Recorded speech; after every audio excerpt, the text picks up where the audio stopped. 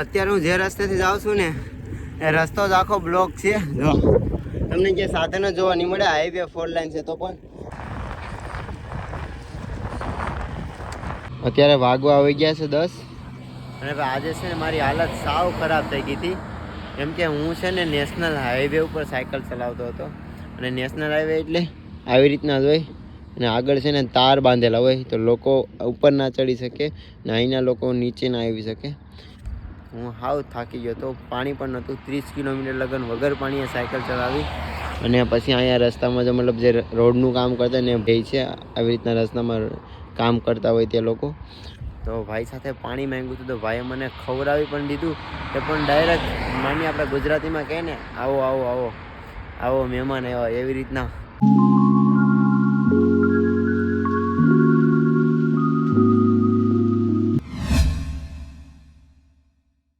हर हर Mahadev, welcome back to my new vlog. तो आज का व्लॉग यहाँ से शुरू करते हो। रात को हम रुके थे यहाँ पे जियो पेट्रोल पंप पे, वहाँ पे। और ये है तुम्हारे भाई की साइकिल, सामान वामान पैक कर लिया है और अपने को मिले पेट्रोल पंप पे ये फैमिली। तो आप भैया कहाँ से हो? मैं बिहार से हूँ। अच्छा, बिहार में मतलब कहाँ से? महानार। अच्छा, महानार। आपका नाम क्या है? संतोष कुमार जैसवाल। अच्छा, तो भैया यहाँ पे रुके थे तो मेरे को मिले और भाई ने साइकिल चलाई, कैसी लगी? बहुत अच्छा लगा। अच्छा लगा? बहुत और मजा आ बताओ। गया। और आपसे अच्छा, मिलके भी बहुत अच्छा लगा। धन्यवाद। बाकी चलो अपना यहाँ से यात्रा स्टार्ट करते हैं। और अभी तो यहाँ पे जियो पेट्रोल पंप है तो भैया से भी बात करते हैं, फिर यहाँ से निकलते हैं गोरखपुर की तरफ। और यहाँ से कम 150 किलोमीटर है। और भी फ्रेंड है जो अभी बनारस है तो वो भी आने वाला है जल्दी जल्दी। तो कोई नहीं, धीरे धीरे चलते हैं और पहुँचते हैं गोरखपुर। तो चलो भाई, अब निकल चुके हैं अपनी साइकिल लेके और यहाँ से रोड है। चलो भैया, जय सिया राम और हेल्प करने के लिए धन्यवाद। चलो जाएंगे अभी मैं जा रहा हूँ यहाँ से गोरखपुर। गोरखपुर। हाँ चलो ठीक है, धन्यवाद भैया, थैंक यू भाई। तो चलो भाई अपनी बसंती लेके यहाँ से निकलते हैं रोड पे। તડકો પડે છે બહુ જ યુપીમાં, તો એમ લાગે કે આગળ છે ને આમ તાપ થતો ને કેમ તપતું હોય એવું લાગે છે. બાકી શું ખેતરું છે જો. ને એક ભાઈએ પાણીની બોટલ અને મોસંબી આપી છે. તો બસ તડકો લાગ્યો એટલે પાણી થોડુંક પી લઉં ને પછી પાછા ધીમે ધીમે સાયકલ હાંકીએ ને 12 વાગી જશે એટલે ખાવાનું પણ ગોતીએ આગળ. ને હાઈવે છે ને અહીંથી અયોધ્યા કમસે કમ 150 કિલોમીટર છે ને ગોરખપુર કેટલું છે તો ખબર નહીં, જોવું જોશે મેપમાં. બાકી બસ પાણી પીએ ને પછી નીકળીએ ધીમે ધીમે આગળ અને ત્યાં ખાવાનું ગોતીએ. અત્યારે હું જે રસ્તેથી જાઉં છું ને એ રસ્તો જ આખો બ્લોક છે. જો તમને જે સાધનો જોવા નહીં મળે, હાઈવે 4 લાઈન છે તો પણ, કેમ કે આગળથી ટોલ નાખેથી જ બંધ કરેલો છે. પણ ભાઈને વાત કરી કે આવી રીતના છે તો ભાઈએ કીધું ઠીક છે, ટોલ ગેટે થોડીક જગ્યા કરી દીધી ને હું સાયકલ લઈને જાઉં છું. હવે આ રસ્તો કેટલો છે ત્યાં લગન મને કાંઈ ખબર નથી, બટ જાઉં છું ને હાઈવે ઉપર એકલો જ છું, કોઈ નથી. એમ લાગે છે કે સુમસાન જગ્યા છે ને એકલો હું ઘૂસી ગયો છું એવું લાગે છે મને.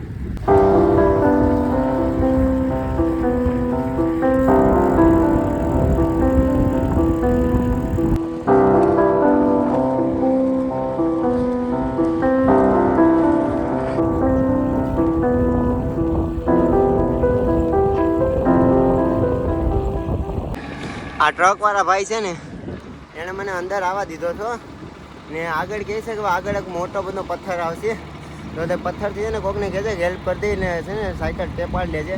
બાકી જોઈએ છે ધીમે ધીમે સાયકલ લઈને જાઉં છું.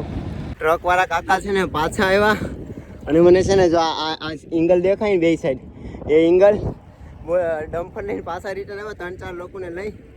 અને આ આખો છે ને બે સાઈડ મને ટપાડી દીધો સાયકલ ઉપાડીને. એકલાથી તો ના ઉપડે જ ભાઈ, માનલો ના 80-90 કિલો વજન સાયકલમાં, ના એંગલ વટે ના વટે. સારું થયું 3-4 લોકોને લઈને આવ્યા, ઉપાડી ને આ સાઈડ રોંગ સાઈડમાં કરી લીધી. હવે આગળ કહે છે કે થોડુંક દૂર છે બસ, પછી ત્યાંથી હાઈવે ચાલુ છે. રોડ બસ આવી રીતના આવ્યો તો આ તો છે ને બહુ અઘરું છે, 100 કિલોમીટર છે એટલે. તો બે છોકરા વેણા છે. થેન્ક યુ, हाथ तो मिला लो भाई। दोनों बंदों ने मेरी साइकिल पूरी यहाँ से चढ़ाई फिर यहाँ पे उतारी। तो देख रहे हो बहुत भाई ऊंचा है और क्या नज़ारा है देखो। थैंक यू भाई। अब यहाँ से आगे तो नहीं है ना ऐसे?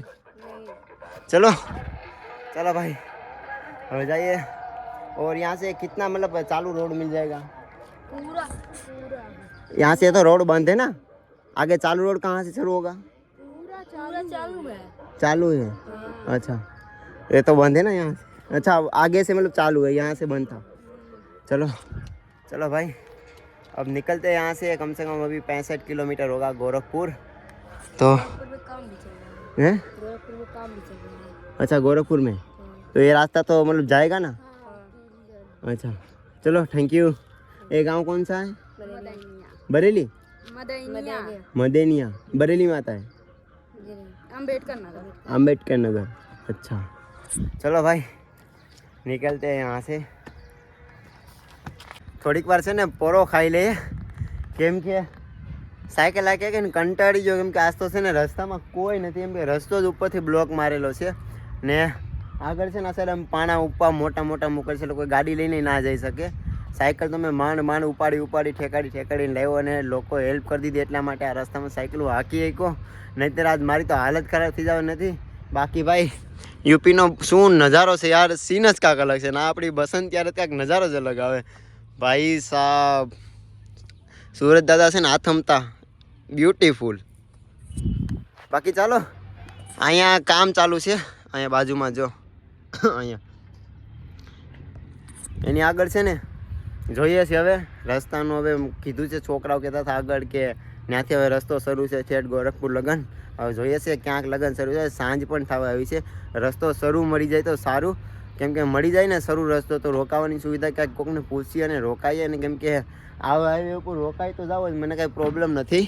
આવી જગ્યાએ ટેન્ટ નાખી દઉં, કોણ અહીં આવે? બાજુમાં નીકળા ખેતર જ છે, પણ છે ને ખાવાનું કાંઈ નહીં મળે કે નહીં પાણી મળે, એટલા માટે આપણે છે ને લોકો છે, પેટ્રોલ પંપ છે, મંદિર છે, એવી જગ્યાએ જ રોકાવું જોશે. ને કાલે હજી લગભગ ગોરખપુર પહોંચી, આજે તો નહીં પહોંચી શકું, કેમ કે 60 થી 65 કિલોમીટર હજી છીએ, એટલા માટે.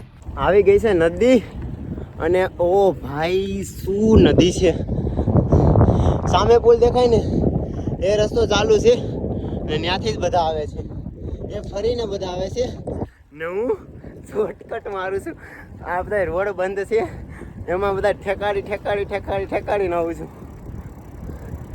ભાઈ શું સુકૂન છે, કાશ કાયમી માટે આવો રોડ મળે શાંત.